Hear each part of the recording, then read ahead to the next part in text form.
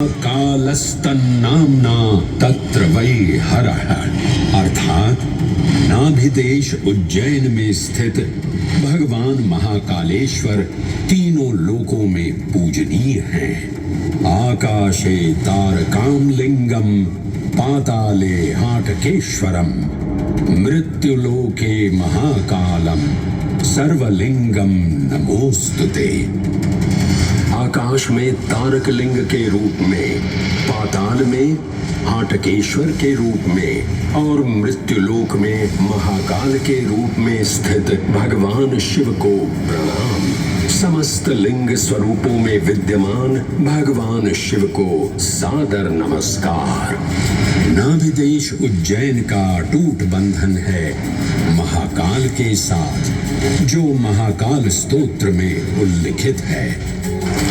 उज्जयिन्यां महाकालम महाकालेश्वरम हरम महाकालम महायोगिनम नमामि पार्वती पतिम। तो चलिए मैं आपको कथा सुनाता हूँ इसी महान उज्जैन नगर की। उज्जैन, जिसे संस्कृत साहित्य में अवंतिका, विशाला, कुशस्थली, पद्मावती, कनकश्रृंगा, स्वर्णश्रृंगा, प्रतिकल्पा, कुमुदवती और अमरावती के नाम से पुकारा गया। उज्जैन, जो मनुष्य को मोक्ष प्रदान करने वाली 7 नगरियों में से एक है। उज्जैन, जहां 84 महादेव का आशीर्वाद प्राप्त है। उज्जैन, जिस पर सदा ही कृपा रहती है महाकाल की। यहाँ सतत क्षिप्रा नदी की निर्मल धारा बहती है। डमरू के नाद से जीवन को ऊर्जा मिलती है। घंटियों की झंकार मन को आनंदित करती है। और यहाँ का आकाश शिव आशीष स्वरूप है।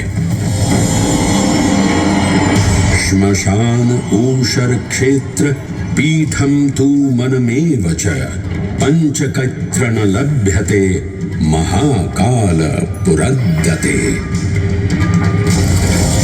अर्थात यहाँ पर श्मशान, ऊषर यानी अनुपजाऊ भूमि, क्षेत्र अर्थात पवित्र भूमि, पीठ यानी शक्ति स्थान और मन अर्थात आध्यात्मिक शांति का स्थल, पांचों एक ही स्थान पर उपलब्ध हैं।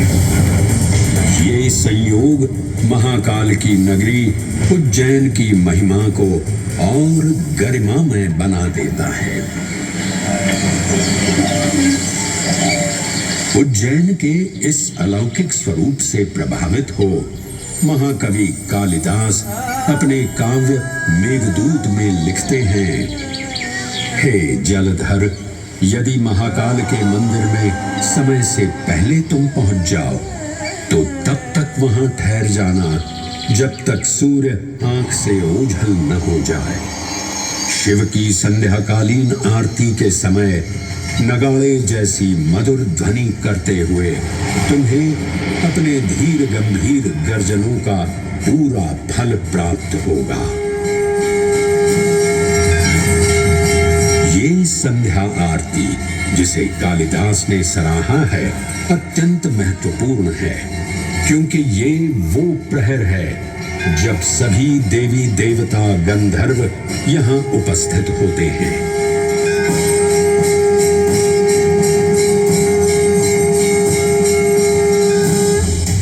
उज्जैन की महिमा अद्वितीय है। सतयुग, त्रेता युग, द्वापर युग और कलयुग, हर युग में इसका अप्रतिम महत्व रहा है। इस काल यात्रा में सबसे पहले आपको सतयुग के उस कालखंड में ले चलता हूं जहां देव और दानव एकत्रित हैं समुद्र मंथन करने के लिए। मन की आंखों से कल्पना कीजिए, भगवान विष्णु ने कूर्म का रूप ले मंदरांचल पर्वत को अपनी पीठ पर उठा रखा है। सागर से विकराल लहरें उठ रही हैं, मेघ भयानक गर्जना कर रहे हैं। देव और दानव वासुकी सर्प को नेति बना और मंदार पर्वत को मथनी बना सागर को मथ रहे हैं कि तभी जल का पाप कालकूट विष निकलता है और पूरी सृष्टि को अपने ताप से झुलसाने लगता है। इस भयावह स्थिति ने देवताओं और असुरों के बीच हाहाकार मचा दिया। ये कैसा अनर्थ है? लक्ष्य था अमृतत्व का, पर अब मृत्यु की विकराल छवि हमारी आंखों के समक्ष मंडरा रही है। इस भयंकर संकट से केवल वही उद्धारकर्ता मुक्ति दिला सकते हैं जो समस्त विश्व के परम संरक्षक हैं। तभी सब महादेव की शरण में जाते हैं और पुकार लगाते हैं, ओम नमो भगवते रुद्राय। और फिर तुष्टा महादेव भक्तों की गुहार सुनते हैं, कैलाश से उतरते हैं, विष को अपनी अंजुलि में भर अपने कंठ में धारण करते हैं।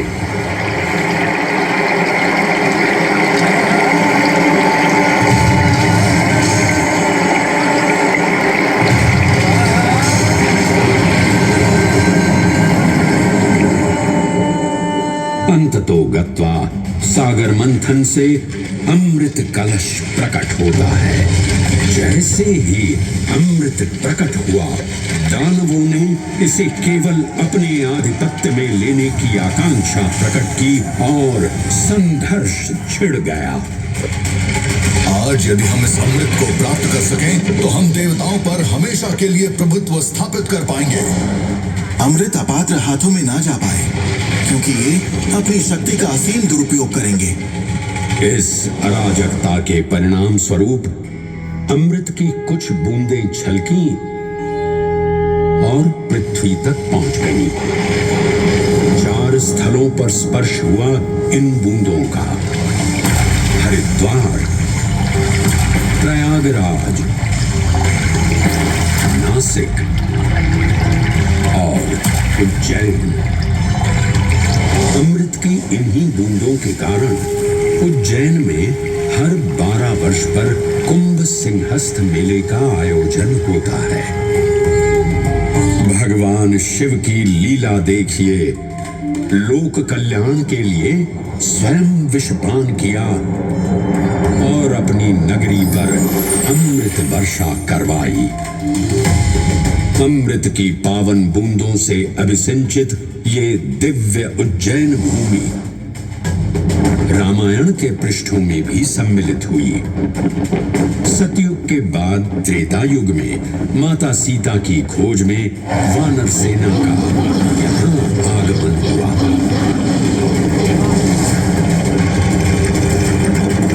समय की इस यात्रा के माध्यम से अब प्रवेश करते हैं वाल्मीकि रामायण के किष्किंधा कांड में। जब वानर राजा सुग्रीव अपने यूथपतियों से सभी प्रमुख स्थानों पर जाने के लिए कहते हैं और उन्हें अवंती नगर यानी उज्जैन जाने का आदेश भी देते हैं। मेखला उत्कल के क्षेत्र, दशर्न के नगर, आब्रवंती, अवंती और विदर्भ के राज्य, साथ ही माहिष्का के आकर्षक राज्य में भी पूरी तरह से खोजना होगा।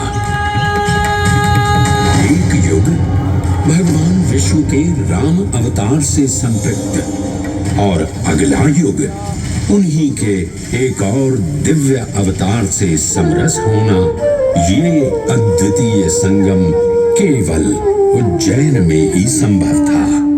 परंतु एक क्षण ठहरिए और ध्यान से सुनिए। ये हैं महाकाल के 1008 दिव्य नाम।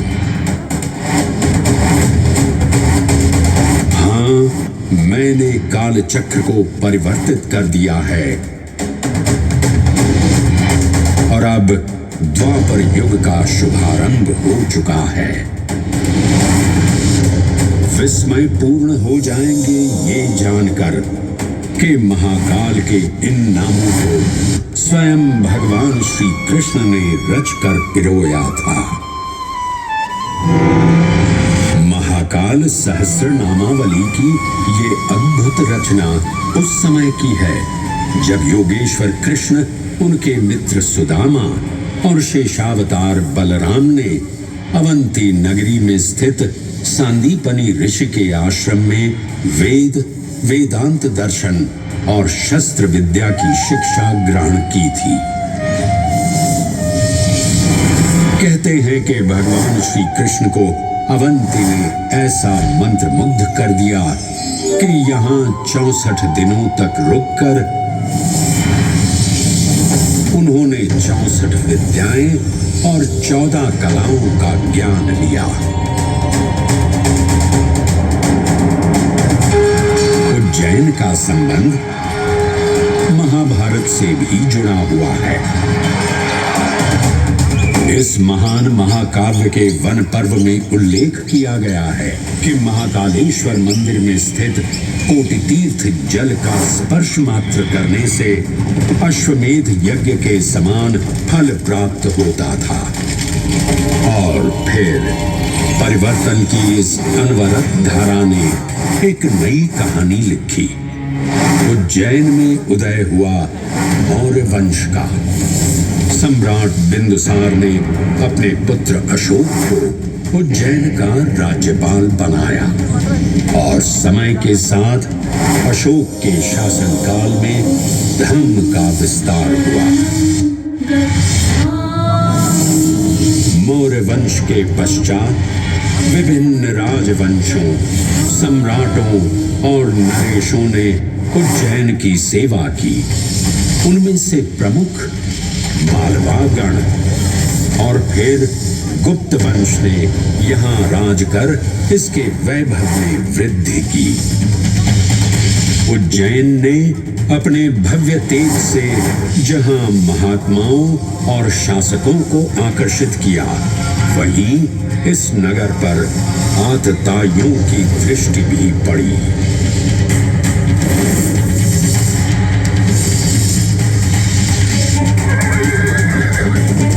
शक मध्य एशिया की खाना बदोश जनजाति थी जिन्होंने उत्तर पश्चिमी और मध्य भारत के कुछ हिस्सों पर आक्रमण कर अपना शासन स्थापित किया। ईसा पूर्व प्रथम शताब्दी में जब भारत शकों के अत्याचार से त्रस्त था, तब उन शकों ने उज्जैन पर भी कब्जा कर लिया और फिर उज्जैन में उदय हुआ एक तेजस्वी योद्धा, महाराज विक्रमादित्य का। एक तरफ शकों का बल तो दूसरी तरफ विक्रमादित्य का अद्वितीय पराक्रम। विक्रमादित्य की तलवार महादेव के तीसरे नेत्र सी चमकी। प्रचंड युद्ध हुआ। महाकाल की कृपा से शूरवीरों ने शकों को परास्त किया और उज्जैन में गणतांत्रिक शासन स्थापित किया।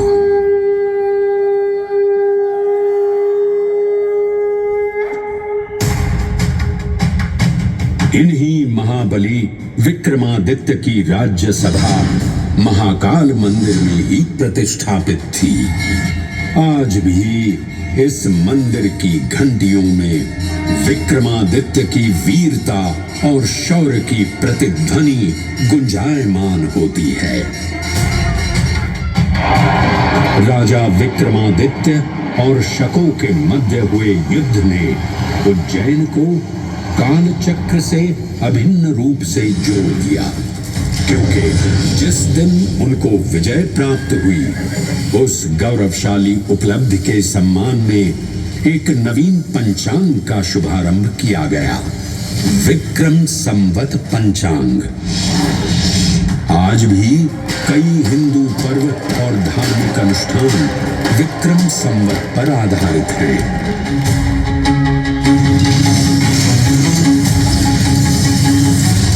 पृथ्वी की भौगोलिक कर्क रेखा इस पावन उज्जैन भूमि से होकर गुजरती है। लगभग 300 वर्ष पूर्व उज्जैन विश्व समय का प्रमुख संदर्भ बिंदु था। यही कारण है कि उज्जैन की वेधशाला में वराहमिहिर, आदित्य दास, ब्रह्मगुप्त, आर्यभट्ट और भास्कराचार्य जैसे महान विद्वान अनुसंधान और अध्ययन में तल्लीन रहते थे। खगोल शास्त्र का केंद्र, महाकालेश्वर का आवास, जगत गुरु कृष्ण की नगरी, विक्रमादित्य का राज।